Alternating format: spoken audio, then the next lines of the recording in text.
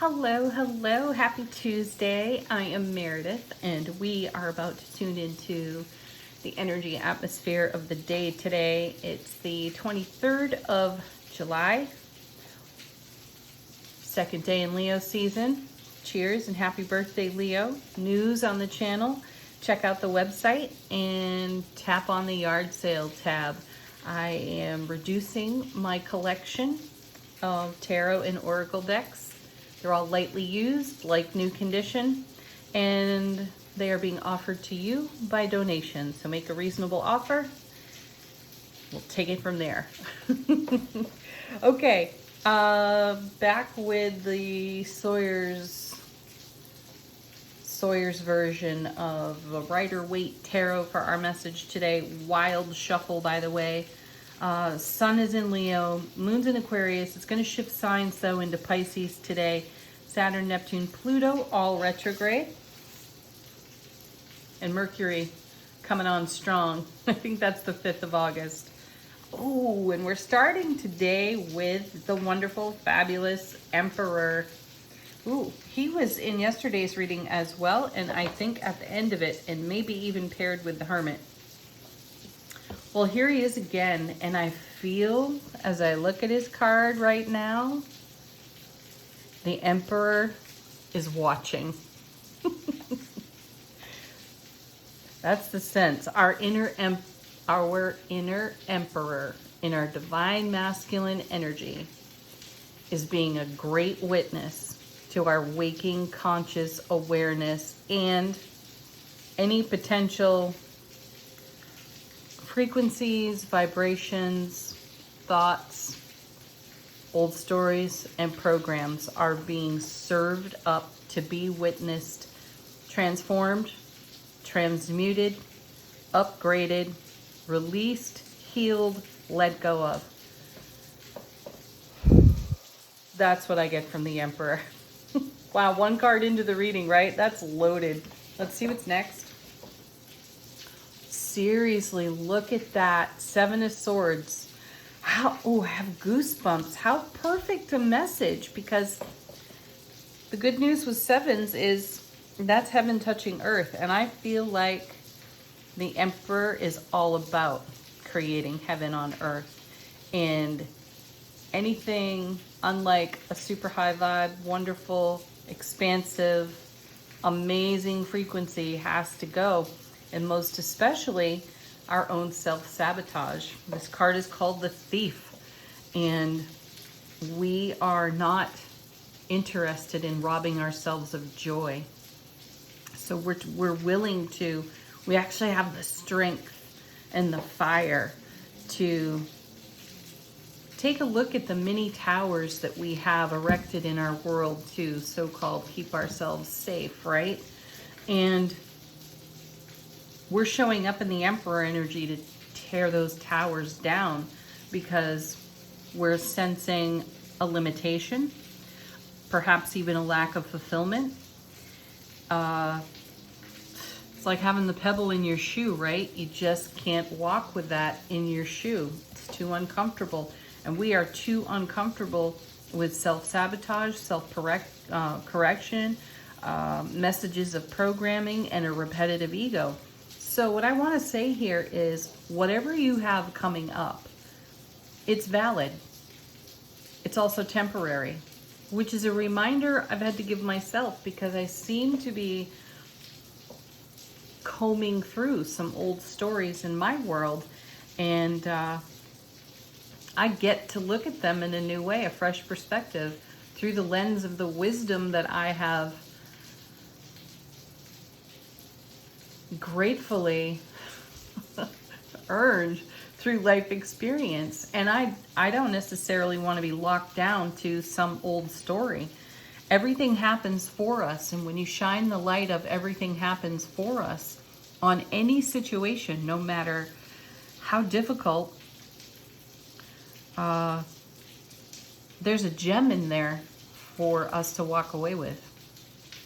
And it's divinely designed to improve our lives. Now, I'm not saying that, shitstorms don't fall. They certainly do. It's what we make of them, how we navigate them, I had a really interesting conversation with one of my besties, Janet, the other day, and she has a small physical challenge occasionally, and she spoke of it in terms of having a symptom.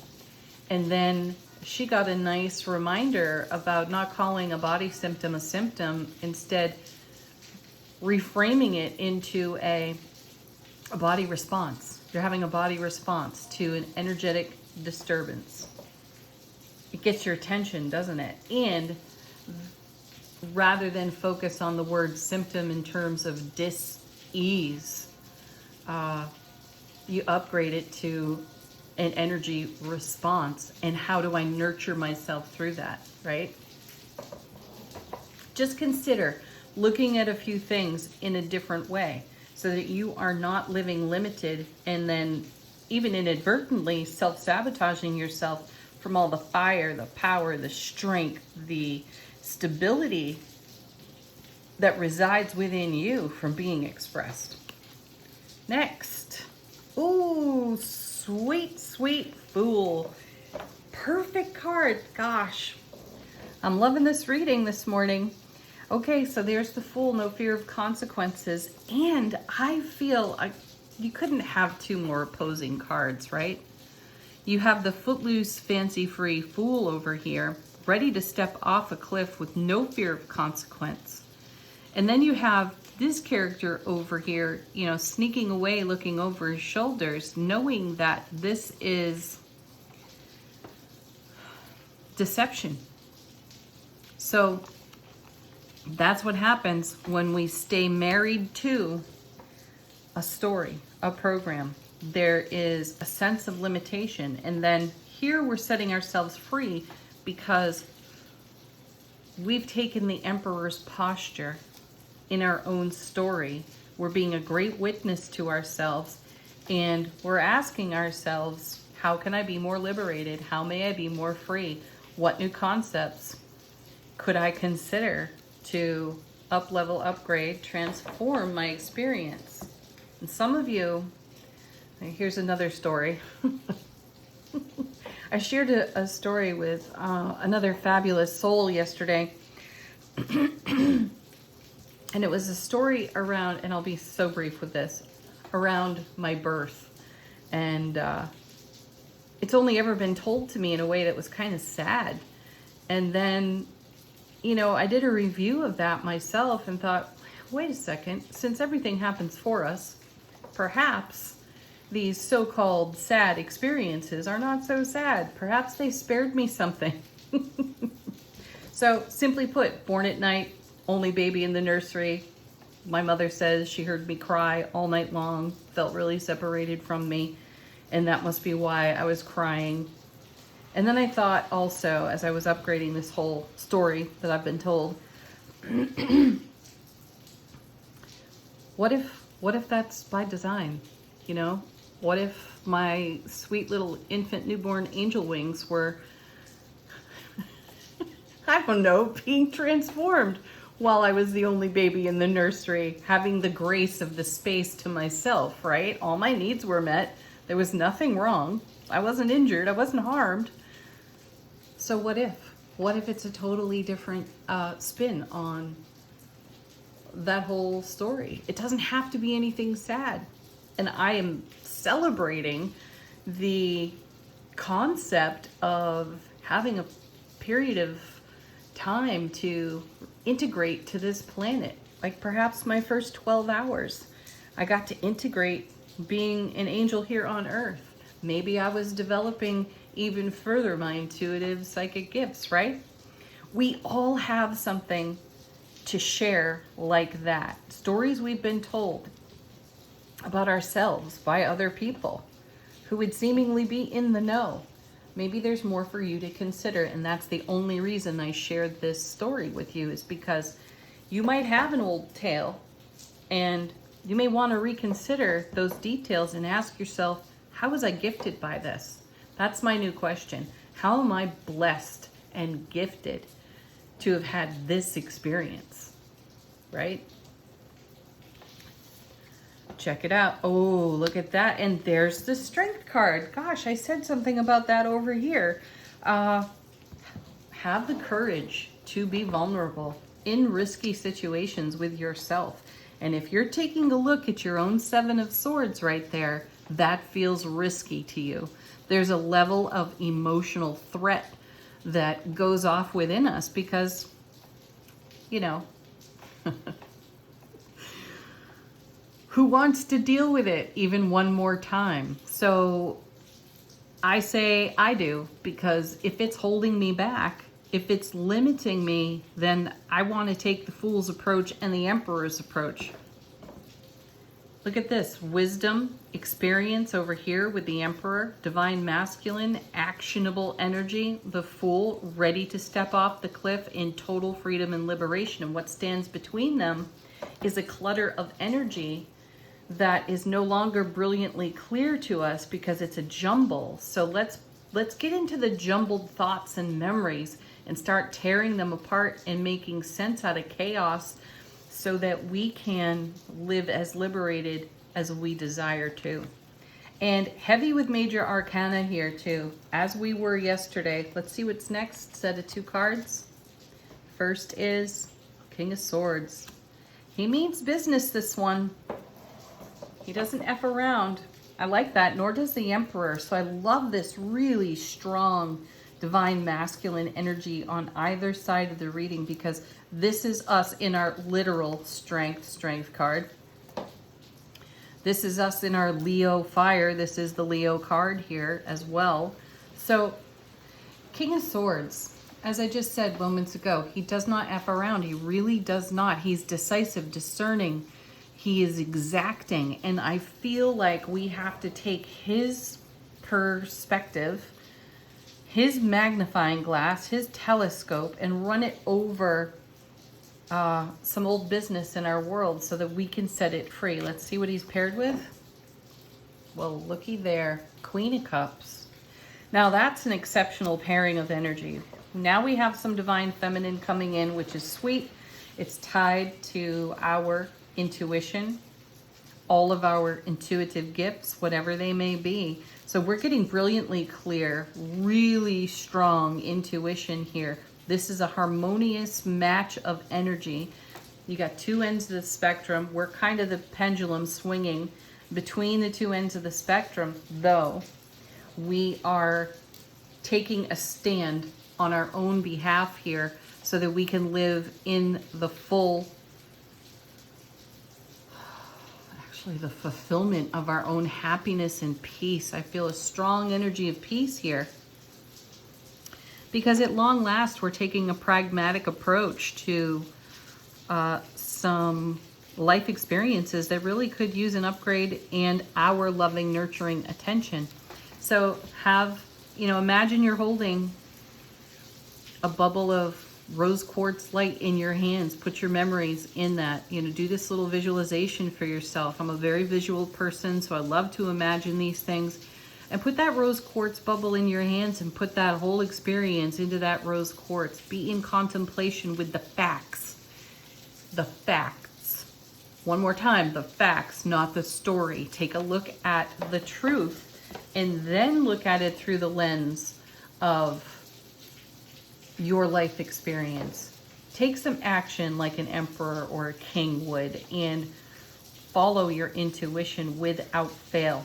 It is one of your greatest strengths. All right, next.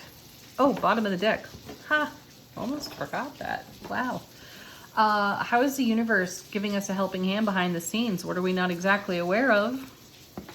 Yeah, looky there.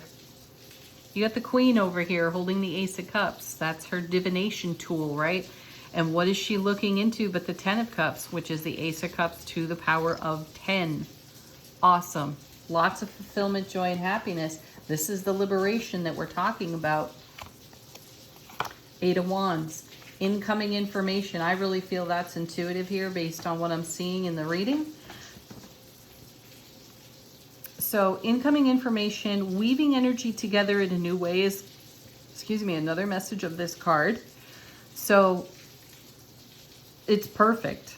You want to bring love, bliss, joy, and happiness into your world. Take a look at the truth of the stories you tell yourself and tear them apart. Pick them apart. Recognize the feelings that rise up as you do this are simply temporary. They're waving through, they're passing through, passing away. And you don't have to carry them anymore. Yeah, because you want to build something that stands the test of time on an authentic foundation of your own creation. There's the Three of Pentacles. Then the Six of Pentacles, which makes the 9. So we're talking about beautiful self-sovereignty here. You have to be sovereign unto your own self-relationship in your soulful presence to actually take a look at these things in a way where you don't re-engage, don't re-injure, and don't re-victimize yourself in the retelling of your own story. Get into the posture of the King of Swords and the Emperor. Again, look at the facts. And then look at your emotions and ask yourself what's true. Generosity, reciprocity. This is the universe on your side, at your back, lending you a hand here. And then the Six of Cups. You are your own best soulmate. This is also a card of nostalgia. So we're going back in our own timeline a little bit to address some things that definitely need addressing. Look at that, 3 sixes in a row. And then the Knight of Cups carrying the Ace of Cups. And, ooh, peace under that. So I said something about peace. We're all about creating peace for ourselves. Beautiful. And this is quite the roadmap. You want to take a look at, to summarize, you want to take a look at your stories. The tales you've been told about yourself by your own peers and elders, right? And find the validity in that. And then also connect to the validity of your actual emotions, not emotions that have been handed to you in the retelling of stories about yourself by other folks. How do you actually feel? What's true for you? And no shoulds here. There's no shoulding on ourselves in this process. Well, I should have done, I should have said, I should have, woulda, right? Drop it, let it go. Doesn't matter. Everything has happened for us, and you made all the right choices in all the right moments, and you did the very best you could. And if you need to upgrade the energy, that's what this card reading is encouraging you to do. Upgrade it, harmonize it. Angel answers. Put a question to this deck if you have one. It loves your queries, your questions, your requests for confirmation. Let your own guides and angels bring you an answer. Awesome. Love when that happens. All right, these two are first. Ask for help from others. What a great suggestion. Yeah, you may need to speak to a grandmother or a grandfather or an auntie or an uncle or your mom or dad or whatever to get some clarity, your siblings even. So get some clarity on some things that you've been carrying for a while. Ask for other perspectives for people that have known you for a long time. Then you have the compromise card. Compromise with yourself. Compromise between your ego and your soulful presence. Your soulful presence is always going to win the day because that's where the authenticity and integrity will lie. Though getting there, because I know some stories are more difficult than others, you have to compromise with the energy within yourself to find the harmony required to up-level, upgrade, and, you know, courageously be vulnerable with yourself. Next, within the next few weeks, you have an ample amount of opportunity to address these topics for yourself. This isn't an overnight thing. And then you have emphatic yes. I feel like some of you are like, will I actually sort this out? Yes. As a matter of fact, you will. All right, final word on the reading from angels and ancestors. How is our soulful presence informing our waking consciousness?